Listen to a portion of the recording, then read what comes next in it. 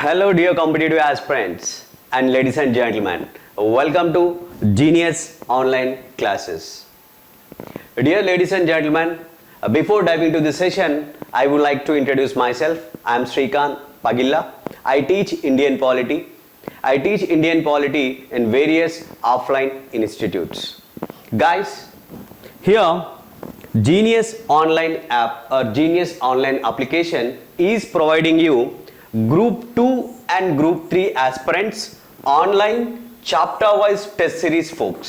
So Group 2 and Group 3 aspirants ki online chapter wise test సిరీస్ని మన Genius online అప్లికేషన్లో అందించడం జరుగుతుంది. సో దాంట్లో భాగంగా మనం ఆన్లైన్ టెస్ట్ సిరీస్ యొక్క క్వశ్చన్స్ని ఎక్స్ప్లెయిన్ చేస్తున్నామండి ఈచ్ సబ్జెక్ట్కి సంబంధించి. So I'm here to explain Indian polity questions. Indian polity chapter wise క్వశ్చన్స్ని నేను మనకి వీడియోస్ రూపంలో తీసుకొస్తా. అవి మన యాప్లో అందుబాటులో ఉంటాయి, యాజ్ వెల్ యాజ్గా యూట్యూబ్లో కూడా కొన్ని వీడియోస్ పెట్టడం జరుగుతుంది. ఓకేనా? Right guys. So here this is the first topic and before that guys me and Raghu Deepakar sir మేమిద్దరం చాలా కాలం నుంచి ఇద్దరం ఫ్రెండ్స్ అండి. సో ఎప్పుడో యాక్చువల్లీ వీడియో చేద్దాం అనుకున్నాం, but it took some time to make a video. As well as you know that ఈ started like Genius publications. ఆ జీనియస్ పబ్లికేషన్స్ నుంచి చాలా మంచి and value books and worthy books competitive ఆస్పిరెంట్స్కి అందించడం జరుగుతుంది. సో ఎగ్జామినేషన్ పాయింట్ ఆఫ్ వ్యూలో చాలా మంచి కంటెంట్తోని ప్రతి ఒక్క బుక్ని ఆయన ప్రిపేర్ చేసి ఆ యొక్క పబ్లికేషన్ ద్వారా మీకు ఇవ్వడం జరుగుతుంది. So many people are so many aspirants are getting benefited through those kind of books. Right guys. And మనకి ఇక్కడ coming to the topic Indian polity.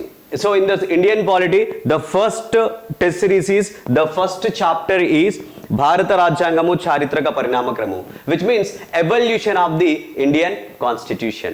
Right? Guys, when it comes to this Indian polity test series, total 25 test series are there guys. Dantlo manaki 23 plus 2. ఈ 2 ఏంటి అంటే these 2 are the grand test. ఓకేనా? 2 grand టెస్ట్లు మొత్తం 23 టెస్టులతోనే 25 test serieses ఈ యొక్క Indian polity ఉందండి. దాంట్లో ఫస్ట్ చాప్టర్ ఏదైతే ఉందో evolution of the Indian constitution యొక్క పరిణామ క్రమానికి సంబంధించిన క్వశ్చన్స్ని మనం డిస్కస్ చేస్తాం. సో ఈచ్ టెస్ట్ కంటైన్స్ ఇక్కడ మనకి 30 క్వశ్చన్స్ అండి. ప్రతి ఒక్క టెస్ట్లో మనకి 30 క్వశ్చన్స్ ఉంటాయి. ఆ యొక్క 30 క్వశ్చన్స్ని మనం ఎక్స్ప్లెయిన్ చేస్తాం. మీరు యాప్లో టెస్ట్ సిరీస్ రాయొచ్చు అండ్ వీడియో ఎక్స్ప్లెనేషన్ కూడా మన యాప్లో చూడొచ్చు. రైటా? So without getting any delay just dive into the questions. Question number 1 here. Right guys, here we have a question number 1. First guys క్వశ్చన్ని మనం స్టార్టింగ్ నుంచి ఎండింగ్ వరకు చాలా నీట్గా చదవాలా. ఓకేనా? Right. First read the question number 1 along with me. Check out the following points given below. Check out అంటే ఏంటండి? Examine the following points given below అంటే కింద ఇచ్చిన పాయింట్స్ ఏవైతే ఉంటాయో వాటిని మనం ఎగ్జామిన్ చేద్దాం. అట్లనే find out the right answer. So correct answer ఏదో చూద్దాం. సో ఆప్షన్ ఏ ఏమి ఇచ్చిండండి ఇక్కడ మనకి? In 1772 then governor of Bengal Warren Hastings introduced the system of auctioning and the post of collector in the country. 1772లో ఇక్కడ మనం అండర్లైన్ చేయాల్సిన అంశం ఏంటి అంటే వారెన్ హెస్టింగ్స్ అండి. అప్పుడు ఆయన బెంగాల్ గవర్నర్గా ఉన్నాడు. ఆయన ఏం చేసిండంటే 1772లో ఈ యొక్క ఆక్షనింగ్ సిస్టాన్ని అంటే వేలం వేసే పద్ధతిని as well as collector office ఏదైతే ఉందో దానిని ఇంట్రడ్యూస్ చేశాడు అంటున్నాడు. This is the option A. ఓకేనా? సో మరి చూద్దాం ఇక్కడ. So option A is right or wrong will see. Guys once you observe it, we are talking about option A right now. Okay na? So option A ni manam chustunatlaite guys, Warren Hastings, that guy Warren Hastings, he began and he started his career in 1750 as a clerk in East India Company. East India కంపెనీలో Warren Hasting తన కెరియర్ని ఒక clerk లాగా start చేశాడండి. ఎప్పుడు? 1750లో. That's okay. And later ఏమైంది అంటే సో 1772లో he became a governor of Bengal. ఓకేనా? So he became a governor of Bengal. So ఆయన 1772లో బెంగాల్కి గవర్నర్గా అపాయింట్ అవ్వడం జరిగింది. Later regulating act 1773 elevated him, which means elevated Warren Hastings as a Governor General of Bengal. Okay na? So 1773 act ఏం చేసింది ఆయనని గవర్నర్ ఆఫ్ బెంగాల్ నుంచి గవర్నర్ జనరల్ ఆఫ్ బెంగాల్గా ఈ యొక్క యాక్ట్ ఎలివేట్ చేయడం జరిగింది. సో ఈ విధంగా ఆయన గవర్నర్ జనరల్ ఆఫ్ బెంగాల్గా ఆయన 1773 to 1785. This is his tenure. Dear folks, in his influential tenure, ఆయన చాలా రిఫార్మ్స్ని తీసుకురావడం జరిగింది. So many reforms were held, so many reforms were happen. So ఏంటి ఆ రిఫార్మ్స్ అంటే రెవెన్యూ రిఫార్మ్స్ కావచ్చు, లైక్ అడ్మినిస్ట్రేటివ్ రిఫార్మ్స్ కావచ్చు, అండ్ లీగల్ రిఫార్మ్స్ కావచ్చు, అండ్ డిప్లొమాటిక్ రిఫార్మ్స్ కావచ్చు. ఈ విధంగా వారెన్ హెస్టింగ్స్ ఆయన యొక్క ఇన్ఫ్లుయెన్షియల్ టెన్యూర్లో చాలా రకాలైన రిఫార్మ్స్ని ఆయన తీసుకొచ్చిండు. ఓకేనా? సో మరి ఇక్కడ మనం దేని గురించి మాట్లాడాలంటే మనకు ఆప్షన్స్లో ఉంది, that is the auctioning system. Right guys, so one sec will clean the screen. Yeah, 1772, in the year of 1772 Warren హెస్టింగ్ leased, auctioned the estates to the highest bidder, to the highest competitor. ఎవరైతే ఈ యొక్క highest competitor and highest bidder ఉంటారో ఆయనకి ఎస్టేట్లని లీజ్కి ఇచ్చే పద్ధతిని, వేలం వేసే పద్ధతిని ఆయన స్టార్ట్ చేయడం జరిగిందండి for the period of 5 years. For the period of 5 years అంటే 5 years కాలానికి ఆ ఎస్టేట్లని ఆయన హైయెస్ట్ కాంపిటీటర్కి వేలం వేసే పద్ధతిని ఆయన స్టార్ట్ చేయడం జరిగింది in the year of 1772. Not instead of 1 year అండి, 1 yearకి కాకుండా ఆయన 5 yearsకి ఆ యొక్క ఆక్షనింగ్ సిస్టాన్ని స్టార్ట్ చేయడం జరిగింది. దాన్ని మనం ఏం చెప్పొచ్చు అంటే 5-year ల్యాండ్ రెవెన్యూ సెటిల్మెంట్గా చెప్పొచ్చు. LRS, 5-year LRS, 5-year land revenue సెటిల్మెంట్గా మనం చెప్పొచ్చు. దాన్నే ఇంకో ముచ్చట ఏంటంటే ఈ యొక్క సిస్టానికి వేరే విధంగా మనం ఏం చెప్పొచ్చు అంటే quinquennial settlement. Okay, I write here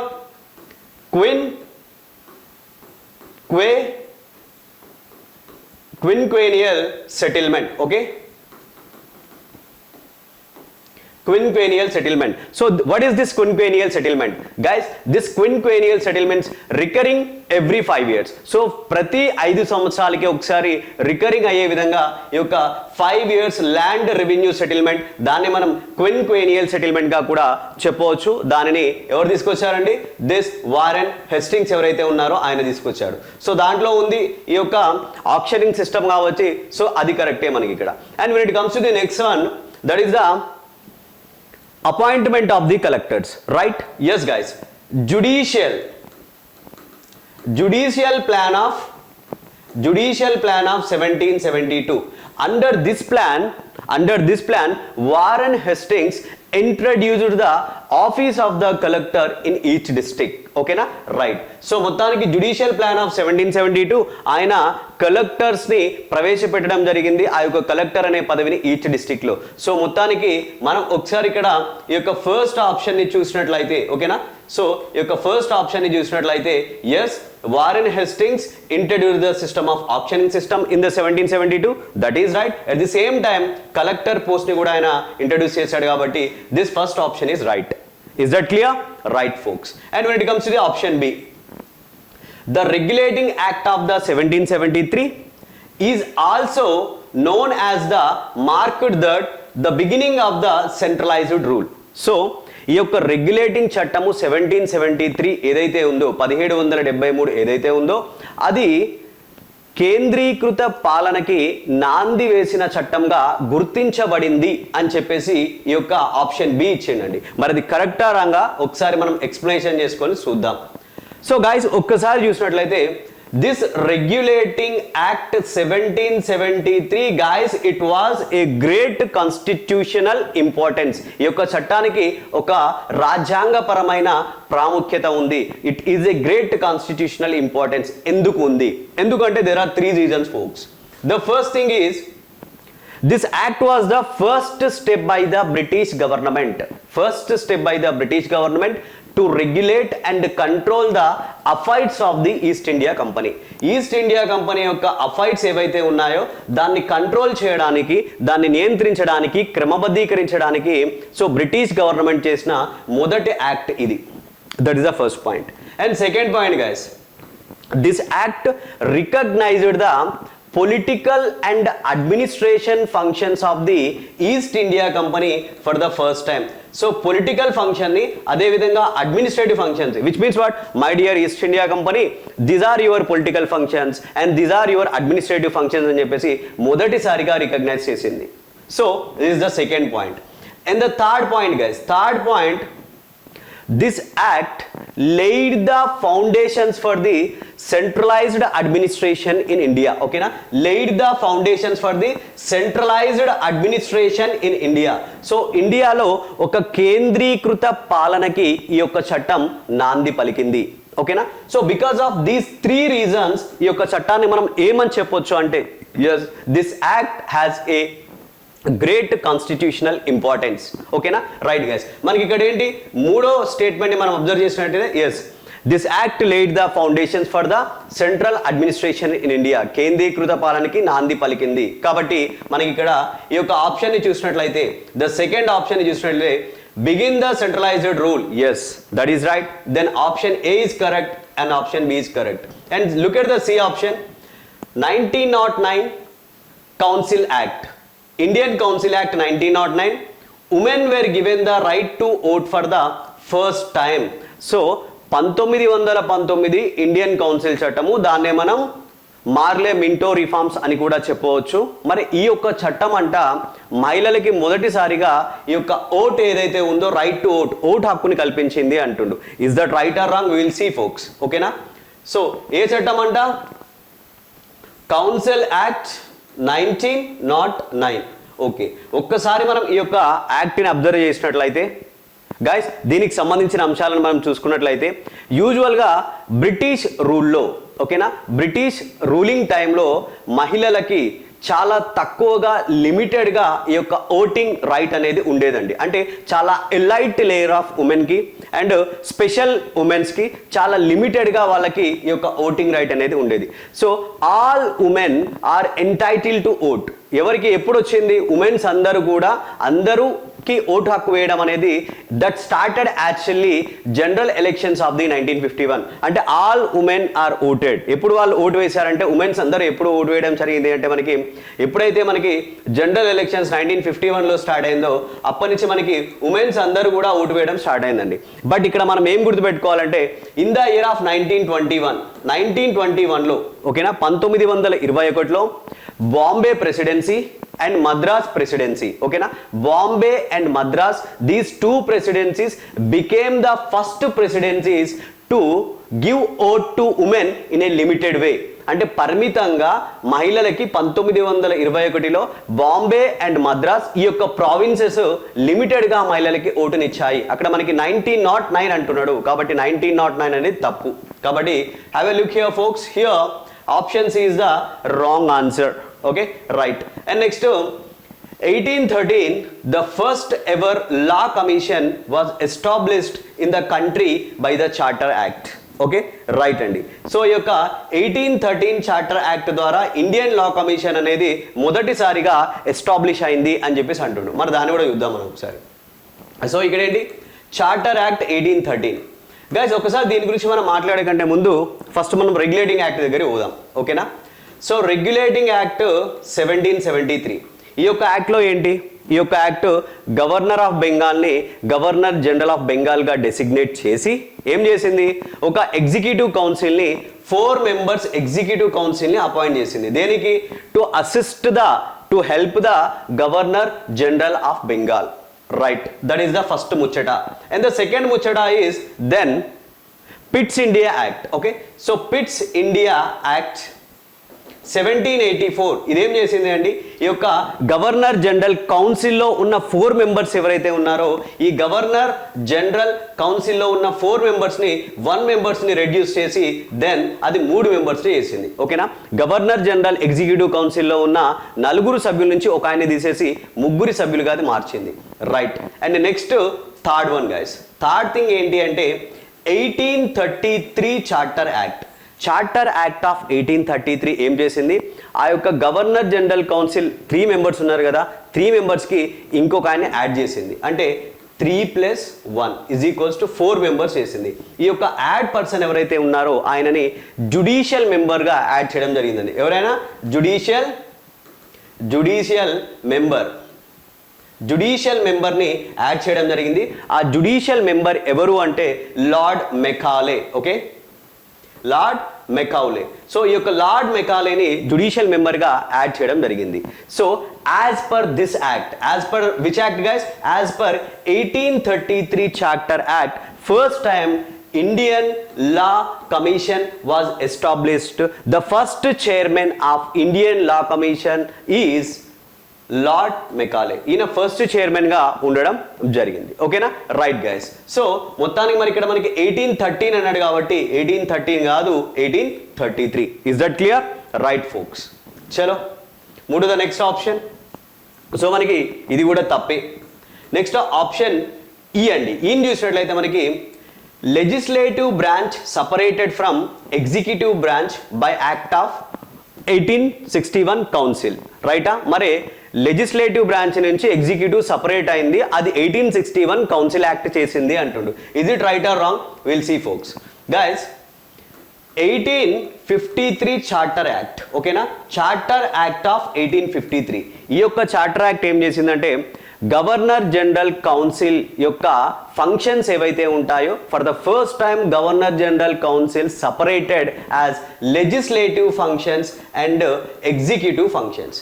legislative ఫంక్షన్స్గా, ఎగ్జిక్యూటివ్ ఫంక్షన్స్గా గవర్నర్ జనరల్ కౌన్సిల్స్ యొక్క ఫంక్షన్స్ని 1853 ఫస్ట్ టైం సపరేట్ చేసింది. ఓకేనా, ఈ యొక్క లెజిస్లేటివ్ ఫంక్షన్స్ ఏవైతే ఉంటాయో యూజువల్గా వాటిని లెజిస్లేటివ్ వింగ్గా పనిచేసేదండి. Legislative wing. ఈ యొక్క లెజిస్లేటివ్ వింగ్ ఏదైతే ఉందో ఇది బ్రిటిష్ పార్లమెంట్ వలె పనిచేస్తుంది కాబట్టి దాన్ని మినీ పార్లమెంట్గా కూడా పిలిచేవారు. Is that clear?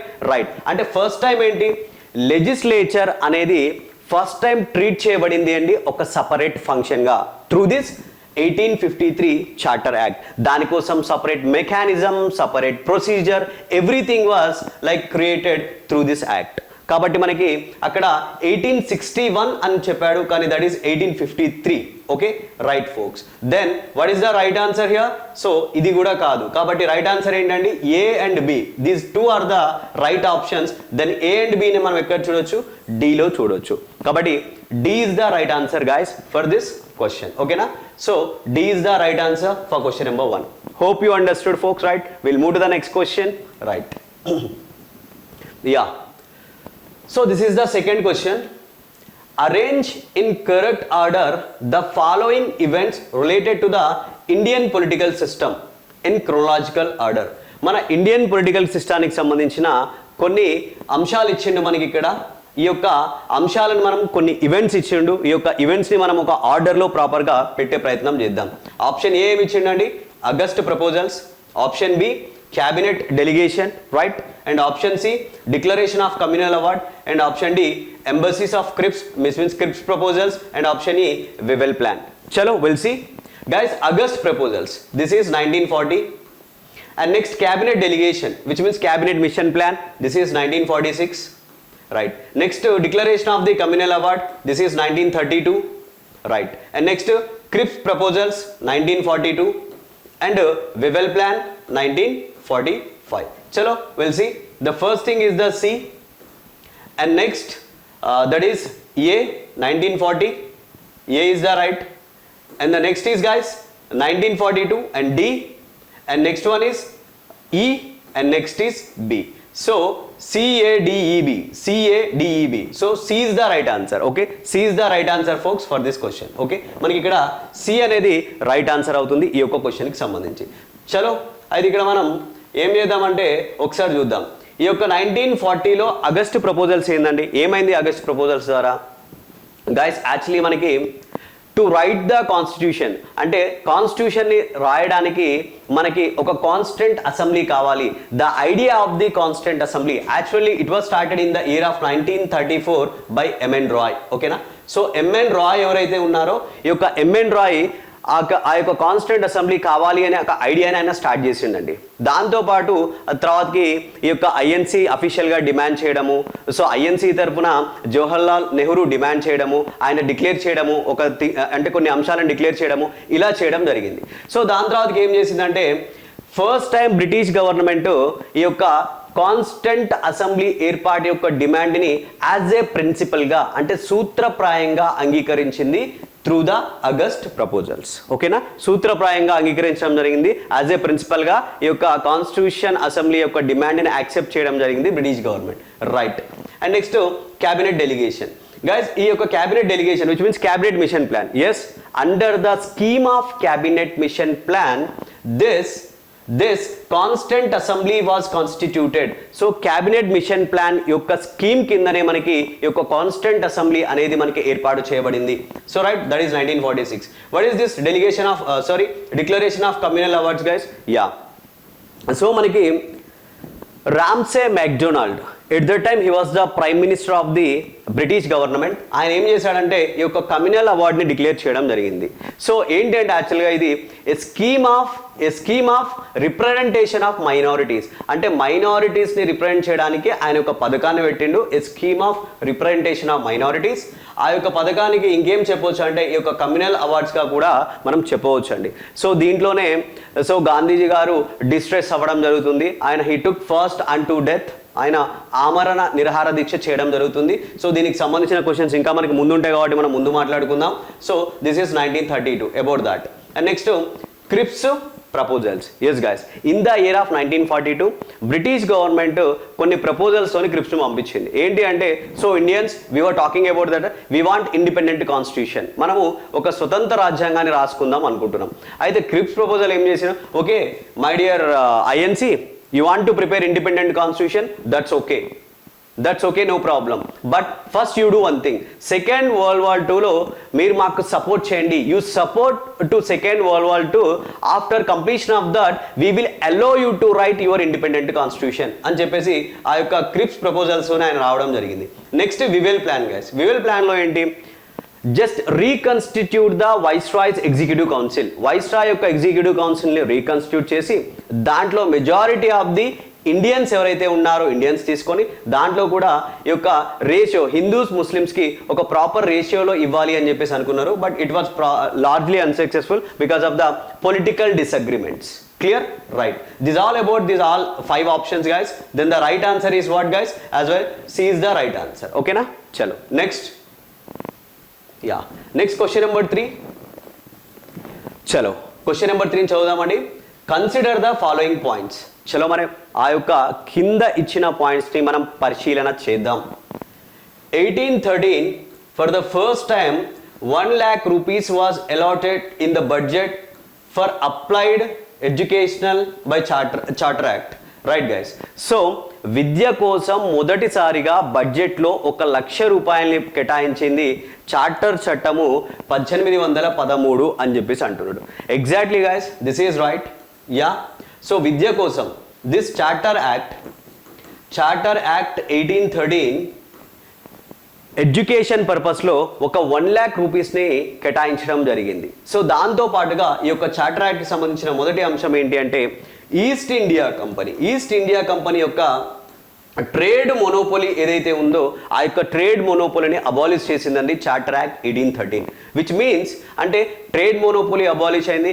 ఎవరైనా బ్రిటిషర్స్ ఇండియాకు వచ్చి ట్రేడ్ చేసుకోవచ్చు, కానీ ఎక్సెప్ట్ 2 థింగ్స్ అండి. అంటే ట్రేడ్ విత్ చైనా, చైనాతో ట్రేడ్ కావచ్చు, అండ్ ఈ యొక్క టీ అంటే ట్రేడ్ టీతో, అంటే trade with tea and trade with China, ఈ రెండింటిని ఈస్ట్ ఇండియా కంపెనీ చూసుకుంటుంది. ఈ రెండింటిని తప్పిస్తే మిగతా అన్నీ కూడా ఎవరైనా బ్రిటిష్ వాళ్ళు రావచ్చు, ట్రేడ్ చేయొచ్చు. రైటా? సో ఆ 2 తప్పిస్తే మిగతా అన్ని ఎవరైనా ఎలో చేయొచ్చు అండి. అట్ ది సేమ్ టైం ఇది ఏం చేసింది అంటే this 1813 charter act allowed the Christian missionaries in India. సో భారతదేశంలోనికి క్రిస్టియన్ మిషనరీస్ని అలౌ చేసింది. ఏం చేస్తారు వాళ్ళు వచ్చేసి టు ఎనలైట్ ద పీపుల్, అంటే ఇండియాలో చాలా మందికి ఇల్లిటరేట్స్ ఉన్నారు, వాళ్ళని ఎనలైట్ చేయడానికి, ఎడ్యుకేట్ చేయడానికి క్రిస్టియన్ మిషనరీస్ని ఈ యొక్క యాక్ట్ అలౌ చేయడం జరిగింది. ఓకేనా? దిస్ ఇస్ ద సెకండ్ థింగ్గా మనం చెప్పవచ్చు. And the third point guys, third point ఏం చేయొచ్చు అంటే సో వెస్టర్న్ ఎడ్యుకేషన్ని ఈ యొక్క యాక్ట్ స్ప్రెడ్ చేసిందండి. వెస్టర్న్ ఎడ్యుకేషన్ని ఈ యొక్క act inhabitants among the British టెరిటరీస్లో ఎవరైతే ఉంటారో బ్రిటిష్ టెరిటరీస్లో ఉన్న పబ్లిక్కి వెస్టర్న్ ఎడ్యుకేషన్ని ఇది మనకి స్ప్రెడ్ చేయడం జరిగింది ఈ యొక్క చట్టం. అదేవిధంగా ఫోర్త్ పాయింట్ మనం ఏం చెప్పుకోవచ్చు అంటే dear folks guys, this act entitled and authorized the local government to collect taxes from the natives ఎవరైతే ఉంటారో అంటే స్థానికుల దగ్గర నుంచి ఈ యొక్క చట్టము లోకల్ గవర్నమెంట్స్కి అథారిటీ ఇచ్చింది, అధికారులు ఇచ్చింది ట్యాక్సెస్ కలెక్ట్ చేయమని చెప్పేసి. ఒకవేళ they are not paying taxes, this local authorities also have the authority to punish them. అంటే వాళ్ళకి పవర్ ఇచ్చింది. They are also have the power to punish them. వాళ్ళని పనిష్ చేసే అధికారాన్ని కూడా మనకి ఈ యొక్క చట్టం ఇచ్చింది. సో మొత్తానికి మనకి yes guys, this is right. So for the first time 1 lakh rupee ఏదైతే ఉందో అది మనకి విద్య కోసం అలాట్ చేసింది ఈ యొక్క 1813 charter act, that is right. And 1853 charter act, మరి 1853 చార్టర్ యాక్ట్ ఏం చెప్పిందంట, Indians were given the opportunity for the first time in civil services jobs in the country. Right guys, ఒక్కసారి మనం ఇక్కడ చూసినట్లయితే రైట్ చూద్దాం. Yeah guys, 1833 charter act, 1833 charter act. This 1833 charter act attempted to introduce the open competition system. ఓకేనా, open competition system, which means మనం ఏమొచ్చు బహిరంగ పోటీ వ్యవస్థ. ఈ యొక్క బహిరంగ పోటీ వ్యవస్థని మనకి ఈ యొక్క చట్టం ఇంట్రడ్యూస్ చేయడానికి అటెంప్ట్ చేసింది. కానీ దిస్ ప్రొవిజన్ వాజ్ నెగేటెడ్, అంటే ఈ ప్రొవిజన్ నో ఎఫెక్ట్ అండి, అది ఎఫెక్ట్లోని లేదు. ఎందుకంటే because of court of directors దీన్ని అపోజ్ చేశారు. ఎందుకు ఈ యొక్క ఓపెన్ కాంపిటీషన్ సిస్టమ్ బహిరంగ పోటీ వ్యవస్థని ఇది అటెంప్ట్ చేసిందంటే to recruit and selection of the civil సర్వెంట్స్ని. కానీ ఈ యొక్క చట్టం ఆ ప్రయత్నం చేసింది, but court of directors oppose చేయడం వల్ల అది నో ఎఫెక్ట్గా మిగిలిపోయింది. Then later charter act of 1853, ఓకేనా, charter act of 1853, this act introduced the open competition system, బహిరంగ పోటీ వ్యవస్థని ఇది ఇంట్రడ్యూస్ చేసిందండి to selection and to recruit the civil servants. ఆ టైంలో సివిల్ సర్వెంట్స్ని మనం 2 రకాలుగా చూడవచ్చు, కోవనెంటెడ్ civil services and uncovenanted civil services. Covenant అంటే superior and high level civil services, uncovenant అంటే లో లెవెల్ సివిల్ సర్వీసెస్గా చూడవచ్చు. Clear guys? Then the right answer, the option ఏదైతే ఉందో అది మనకి కరెక్టే. So 1853 charter act civil services జాబ్స్కి ఆపర్చునిటీని ఫస్ట్ టైం కల్పించింది. So that's right. And option సిని చూసినట్లయితే మనకి అంటే ఇక్కడ ఏంటండి, so option A is correct, then option B is also correct. Will see option C right or wrong. 1861 income tax was introduced in the country by act in council. ఓకేనా, ఈ యొక్క council act 1861 ద్వారా income tax అనేది introduce అయింది అంటుడు. అయిందా అండి? ఒకసారి చూద్దాం మనం guys. British Indian government first finance minister, FM first finance minister ఎవరంటే James Wilson is the first finance minister of the British Indian government. So this James Wilson in the year of 1860 he introduced the tax in India, the tax system in India. అక్కడ మనకి 1861 council act అని ఉంది, కానీ James Wilson 1860లో introduce చేశాడు. కాబట్టి what is that guys? This is wrong, option C is wrong. Then Poona agreement of 25 September 1932 between Dr. B.R. Ambedkar and Lord Irwin. This is literally wrong guys, because it's 24 September and the Pune agreement between Ambedkar and Gandhiji. Okay na? So kabatti this is wrong option. And next, the Charter Act of 1793 was marked as the first act of system of dual government are system of double government under the east India company. So east India company కింద మొట్టమొదటిసారిగా ఈ యొక్క ద్వంద్వ ప్రభుత్వ వ్యవస్థని ఏర్పాటు చేసిన చట్టంగా గుర్తించబడింది చార్టర్ యాక్ట్ 1793 అంటుండండి. అవునా, చార్టర్ యాక్ట్ 1793 నా గైస్? నో. సో మనకి ఈ యొక్క పిట్స్ ఇండియా యాక్ట్ 1784 ఏదైతే ఉందో, this act first time introduce the system of double government. ఎట్లా అండి? ఇది మనకి ఈ యొక్క పొలిటికల్ అండ్ కమర్షియల్ యాక్టివిటీస్ని, కమర్షియల్ ఫంక్షన్స్ని ఫస్ట్ టైం సపరేట్ చేసింది. ఓకేనా, పొలిటికల్ అండ్ కమర్షియల్ ఫంక్షన్స్ని ఫస్ట్ టైం సపరేట్ చేసింది. సపరేట్ చేసేసి ఈ యొక్క పొలిటికల్ యాక్టివిటీస్ చూడడానికి బోర్డ్ ఆఫ్ కంట్రోల్ని, ఈ యొక్క కమర్షియల్ యాక్టివిటీస్ చూడడానికి కోర్ట్ ఆఫ్ డైరెక్టర్స్ ఆల్రెడీ ఉంది. కొత్త బాడీని క్రియేట్ చేసింది బోర్డ్ ఆఫ్ కంట్రోల్. ఈ విధంగా టూ యొక్క బాడీస్ చూస్తున్నాయి కాబట్టి సిస్టమ్ ఆఫ్ డబుల్ గవర్నమెంట్ని స్టార్ట్ చేసింది మనకి పిట్స్ ఇండియా యాక్ట్ 1784. బట్ ఇక్కడ మనకి ఏమి ఇచ్చిండండి? 1793 చార్టర్ యాక్ట్ అని ఇచ్చిండు. కాబట్టి దిస్ ఈస్ రాంగ్. సో మొత్తాన్ని మనకి కరెక్ట్ ఏంటి? A and B is the correct. A and B ఎక్కడ ఉందండి? Option B is the right answer for this question. ఓకేనా, so option B is the right answer folks. And next move in to the next question. Yeah, question number 4. Which of the following was a feature of the Indian Councils Act 1861? So 1861 భారత కౌన్సిల్ల చట్టం యొక్క లక్షణం ఏంటి? ఈ క్రింద ఇచ్చిన 4 ఆప్షన్స్లో చూద్దామండి.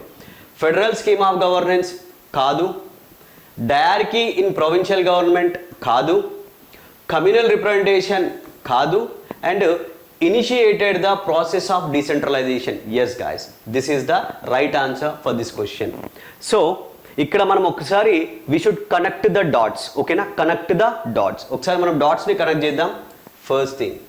ఫస్ట్ థింగ్ ఏంటి అంటే రెగ్యులేటింగ్ యాక్ట్ ఆఫ్ 1773, రెగ్యులేటింగ్ చట్టము 1773 ఏం చేసిందండి? ఆల్రెడీ మనం ప్రీవియస్ క్వశ్చన్స్లో డిస్కస్ చేసినాం. laid the foundations for the centralized administration, అంటే కేంద్రీకృత పాలనకి ఇది నాంది పలికింది. ఎట్లా అంటే గవర్నర్ జనరల్ ఆఫ్ బెంగాల్, అంటే గవర్నర్ ఆఫ్ బెంగాల్ యొక్క హోదాని గవర్నర్ జనరల్ ఆఫ్ బెంగాల్గా మార్చి ఆ యొక్క గవర్నర్ జనరల్ ఆఫ్ బెంగాల్ సబార్డినేట్స్గా బాంబే అండ్ మద్రాస్ ప్రెసిడెన్సీలని యొక్క గవర్నర్ జనరల్ ఆఫ్ బెంగాల్కి సబార్డినేట్గా చేసింది. ఆ విధంగా ఇది కేంద్రీకృత పాలనకి నాంది పలికింది ఈ యొక్క చట్టం. రైట్, బాగానే ఉంది. దాని తర్వాతకి సెకండ్ ఏంటండి? Second charter act of 1833. Charter act of 1833 ఈ యొక్క చార్టర్ చట్టము 1833 ఇదేం చేసింది అంటే ఇది ఈ యొక్క సెంట్రలైజ్డ్ అడ్మినిస్ట్రేషన్ ఏదైతే ఉందో దాన్ని ఒక క్లైమాక్స్ స్టేజ్కి తీసుకెళ్ళిందండి, అంటే దాన్ని ఒక పీక్ స్టేజ్కి తీసుకెళ్ళింది. ఎట్లా? ఇక్కడ బాంబే మద్రాస్కి సంబంధించిన లెజిస్లేటివ్ పవర్స్ ఏవైతే ఉంటాయో ఆ లెజిస్లేటివ్ పవర్స్ కూడా తీసివేసి డైరెక్ట్గా ఇది అప్పుడు గవర్నర్ జనరల్ ఆఫ్ ఇండియాగా మార్చిందండి. గవర్నర్ జనరల్ ఆఫ్ బెంగాల్ ఉంటుండే కదా, ఆ యొక్క హోదాని గవర్నర్ జనరల్ ఆఫ్ ఇండియాగా మార్చి direct Bombay and Madras legislative పవర్స్ని కూడా గవర్నర్ జనరల్ ఆఫ్ ఇండియాకి ఇచ్చేసింది. ఆ విధంగా ఇది సెంట్రలైజ్డ్ అడ్మినిస్ట్రేషన్ని ఒక క్లైమాక్స్కి తీసుకొచ్చింది.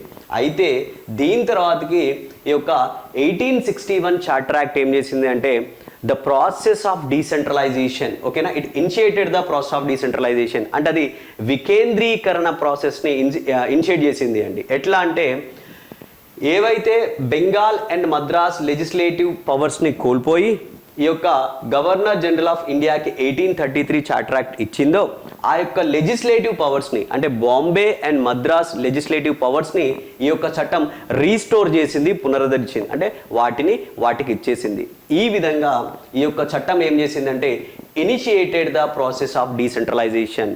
సో వికేంద్రీకరణ విధానాన్ని ఇది ఇనిషియేట్ చేసింది అండి. కాబట్టి option D is the right answer for this question. Hope you understood. Right, చలో. And next question folks. Yeah, next question is this, question number 5. Arrange the following in chronological order. Right, option A ఏముంది ఇక్కడ? ఒక క్రమ పద్ధతిలో మనం అమర్చాలి. Simon commission ఉందండి. Option B Minto Morley reforms, and option C partition of Bengal, and option D Montagu Chelmsford reforms. చలో ఒకసారి చూద్దాం. Simon commission 1927, Minto Morley reforms 1909, Bengal partition 1905, and Montagu Chelmsford reforms 1919. Right. చలో ఒకసారి ఇక్కడ చూసినట్లయితే మనమే ఫస్ట్ ఏంటండి సి, అండ్ నెక్స్ట్ ఏముందండి B, and next D, and next A, అంటే సిబిడిఏ. సిబిడిఏ ఎక్కడ ఉంది CBDA. Then option C is the right answer. ఓకేనా, ఆప్షన్ సి అనేది ఇక్కడ మనకి రైట్ ఆన్సర్ అవుతుంది.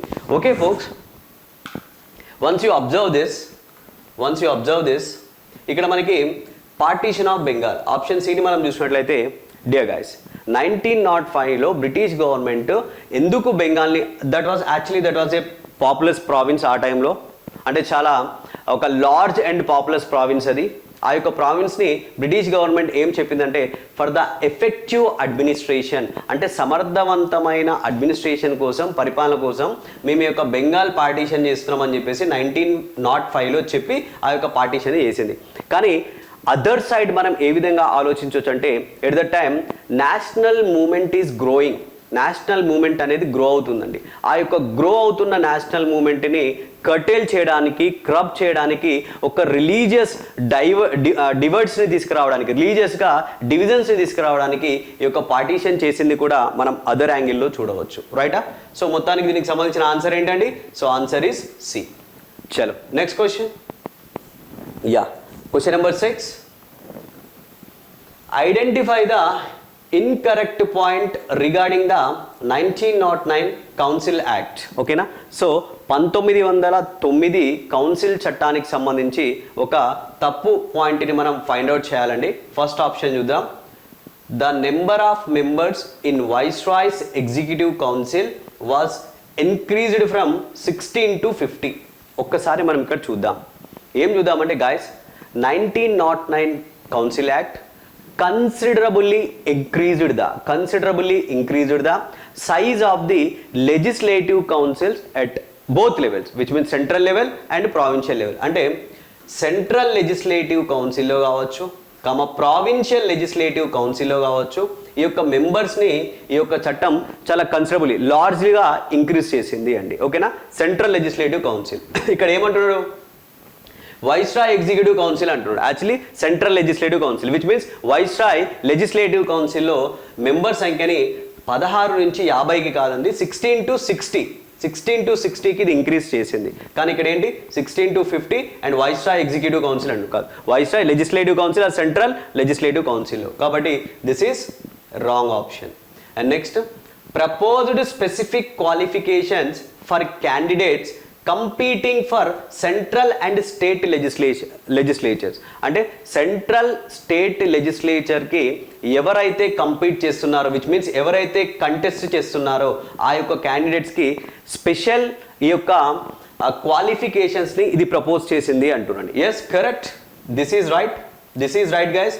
సో సెంట్రల్ లెజిస్లేచర్కి కావచ్చు, స్టేట్ లెజిస్లేచర్కి కావచ్చు, కంటెస్ట్ చేసే క్యాండిడేట్స్ యొక్క ఈ యొక్క ఎవరైతే కంటెస్ట్ చేస్తున్నారో వాళ్ళకి స్పెషల్ ఈ యొక్క క్వాలిఫికేషన్స్. అంటే ఏంటి స్పెషల్ క్వాలిఫికేషన్స్? ఫర్ ఎగ్జాంపుల్, ఎవరైతే ఈ యొక్క లెజిస్లేచర్స్కి కంటెస్ట్ చేసే వాళ్ళకి ఇంత ఏజ్ ఉండాలి, you should have that much age, and you should have this much education qualifications, and నీకు ఇంత ఎక్స్పీరియన్స్ ఉండాలి అని చెప్పేసి కొన్ని స్పెసిఫిక్ క్వాలిఫికేషన్స్ని ఈ యొక్క సెంట్రల్ అండ్ స్టేట్ లెజిస్లేచర్స్కి పెట్టింది అండి. రైట్. కాబట్టి this is okay.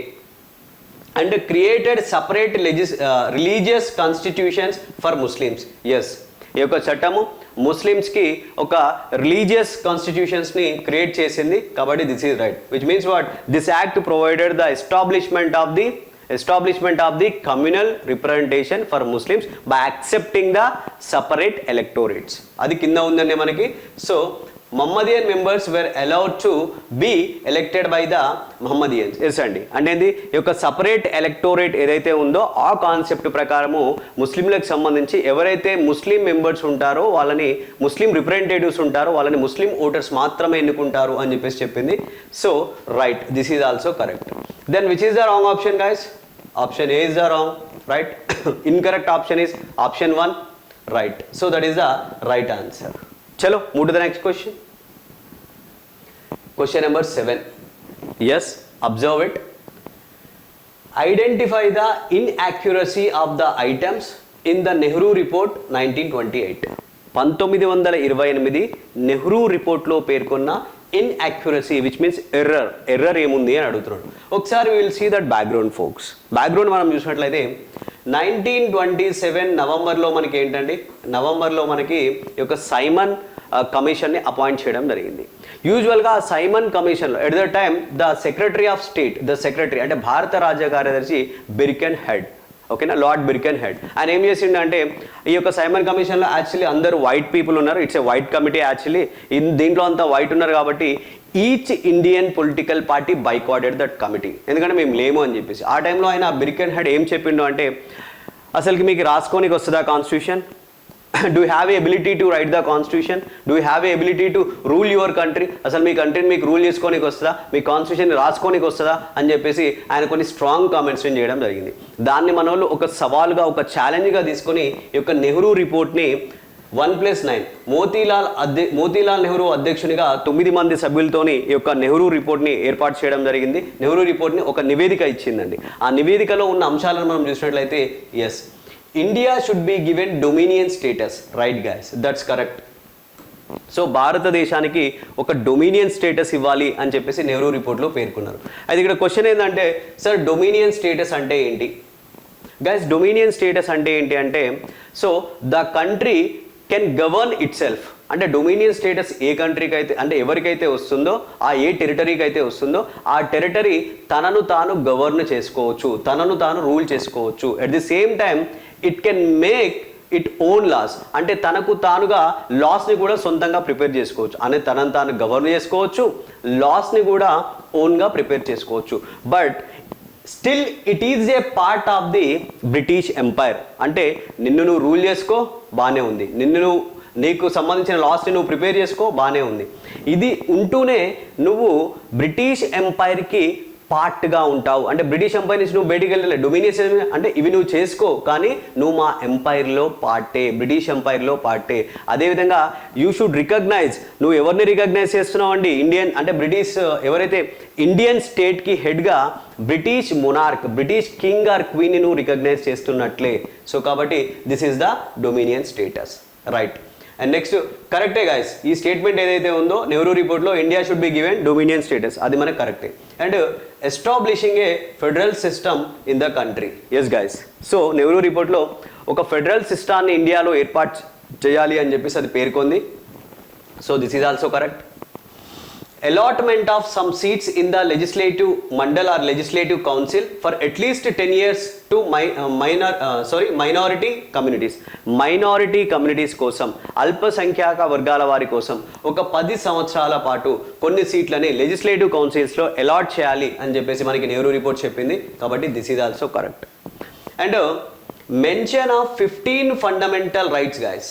So Nehru రిపోర్ట్లో 15 ప్రాథమిక హక్కుల యొక్క మెన్షన్ చేశారు అని చెప్పింది, కానీ ఇది 15 కాదండి, 19, ఓకేనా. సో 19 ఫండమెంటల్ రైట్స్ యొక్క మెన్షన్ అనేది చేయడం జరిగింది ఈ యొక్క నెహ్రూ రిపోర్ట్లో, including equal rights for women, right to form unions, at the same time universal adult franchise. వీటన్నిటిని ఈ యొక్క 19 ఫండమెంటల్ రైట్స్లో, వీటితో పాటుగా ఆ యొక్క 19 ఫండమెంటల్ రైట్స్ని ఈ యొక్క నెహ్రూ రిపోర్ట్ అనేది మెన్షన్ చేసింది. ఇక్కడ 15 ఇచ్చిండు, కాబట్టి 4 is the wrong answer. The right answer is what? 4. చలో next question number 8. Yeah, so 8వ క్వశ్చన్ చూద్దాం. Why did the Labour Party organise a round table meeting in Britain? బ్రిటన్లో లేబర్ పార్టీ రౌండ్ టేబుల్ మీటింగ్ని ఎందుకు ఏర్పాటు చేసింది అని అడుగుతున్నానండి. ఒకసారి ఇక్కడ మనం బ్యాక్గ్రౌండ్ చూసినట్లయితే సేమ్ అండి, మనకి సైమన్ కమిషన్ 1927లో కాన్స్టిట్యూట్ అయితే అది 1930లో తన యొక్క రిపోర్ట్ ఇచ్చిందండి. 1930లో తన రిపోర్ట్ ఇచ్చింది. అయితే ఏదైతే ఈ యొక్క రౌండ్ టేబుల్ మీటింగ్స్ ఉన్నాయో, ఈ యొక్క రౌండ్ టేబుల్ మీటింగ్స్ అనేవి మనకి 1930 నుంచి 1932 మధ్య 3 రౌండ్ టేబుల్ మీటింగ్స్ జరిగినాయి, ఓకేనా. Have a look here. How many? 3 అండి. First round table meeting, first RT, first round table meeting వచ్చేసి మనకి 1930 November 12 to 1931 January 19 వరకు జరిగింది, right. And next second RT, second round table meeting. So ఇది వచ్చేసి మనకి November 31 September 7 to December 7 folks, December 7, right. Next third round table meeting, ఇది వచ్చేసి మనకి 1932 November 17, okay, 1932 November 17 to December 24. ఈ విధంగా మనకి 3 రౌండ్ టేబుల్ మీటింగ్స్ని నిర్వహించడం జరిగింది.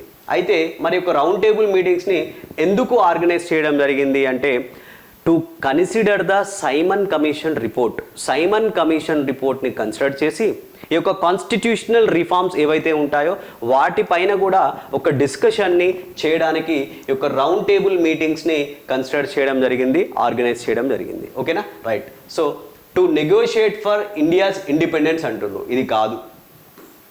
And next to discuss the points in the Simon commission report, yes, this is also right. To resolve the issues of partition of India and Pakistan, this is wrong.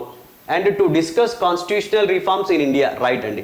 ఇండియాలో constitutional reforms కూడా discuss చేయాలి అని చెప్పుకున్నాం కదా మనం, so ఇది కూడా కరెక్టే. అంటే మొత్తానికి ఏంటి, B and D, B and D is was there, D, option D is the right answer guys, option D is the right answer. ఓకేనా, right. That is the question number 8. And next question number 9. Yeah, here we have a question number 9. Identify the inaccuracy regarding the Simon Commission. ఇందా నుంచి Simon commission మాట్లాడుకుంటున్నాం, అదే question వచ్చింది. So Simon కమిషన్కి సంబంధించి error ఉన్న పాయింట్ని మనం ఐడెంటిఫై చేద్దామండి.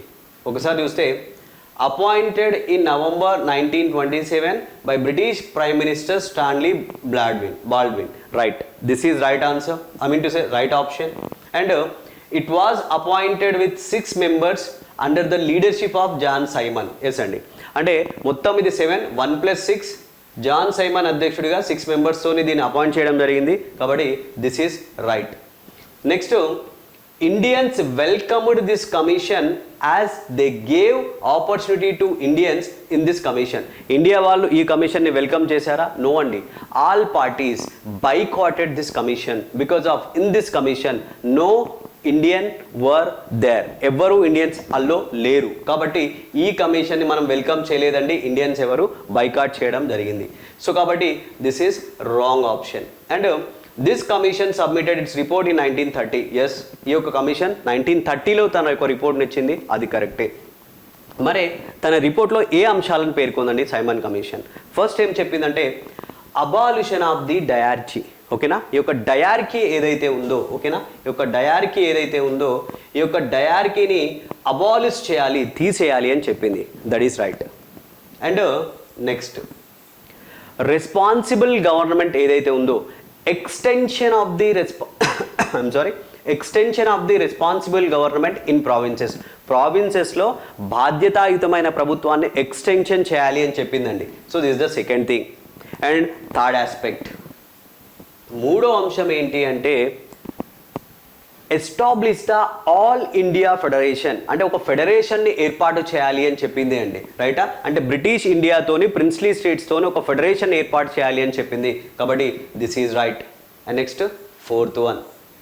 సో ఫోర్త్ వన్ ఏంటి అంటే ఇక్కడ మనకి కంటిన్యూషన్ ఆఫ్ ది కమ్యూనల్ అవార్డ్స్ని కంటిన్యూ చేయాలి అని చెప్పింది, అండ్ సో ఆన్. ఈ విధంగా మనకి ఈ యొక్క సైమన్ కమిషన్ తన రిపోర్ట్లో ఈ అంశాలను పేర్కొంది. ఇప్పుడు మనం మాట్లాడుకున్న ఈ 4 అంశాలు ఏవైతే ఉన్నాయో these are very very important commissions recommendation. Okay, right guys. And the wrong answer అంటే ఈ యొక్క ఇన్యాక్యురసీ ఎర్రర్ ఏంటి అంటే దీంట్లో ఆప్షన్ 3 మనకి ఇది తప్పు ఆప్షన్. Clear, right. And next question number 10. Yup, yeah, consider the following statements. So కింద మనకి కొన్ని స్టేట్మెంట్స్ ఉన్నాయి, మనం వాటిని పరిశీలన చేద్దాం.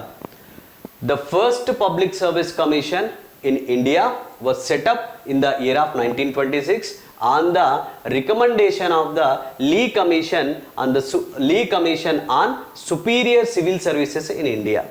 Guys, is this right option or wrong option? Will see. Under 1919 Government of India Act. Guys, this 1919 Bharata Prabhutva Chattamu. This act provided to establish the Public Service Commission. అంటే public service కమిషన్లని ఏర్పాటు చేసుకోవచ్చు అని చెప్పేసి ఈ యొక్క చట్టం చెప్పింది అండి. So under this act in the year of 1926 central public service commission was constituted. So ఈ యొక్క చట్టం కింద 1926లో సెంట్రల్ పబ్లిక్ సర్వీస్ కమిషన్ అనేది కాన్స్టిట్యూషన్ అయింది. ఎట్లా కాన్స్టిట్యూషన్ అయింది అంటే ఇది 1923-24లో లీ కమిషన్ సిఫార్సుల మేరకి, లీ కమిషన్ రికమెండేషన్ మేరకి, అంటే superior civil services in India, commission on superior civil services in India, that is Lee commission. ఆ యొక్క కమిషన్ సిఫార్సుల మేరకి 1926లో ఫస్ట్ పబ్లిక్ సర్వీస్ కమిషన్ అనేది కాన్స్టిట్యూట్ అయింది. కాబట్టి this is right answer, I mean to say right option, right? Okay, చలో will see next option, that is the option 2. The Government of India Act 1935 provided for setting up of public service commissions at both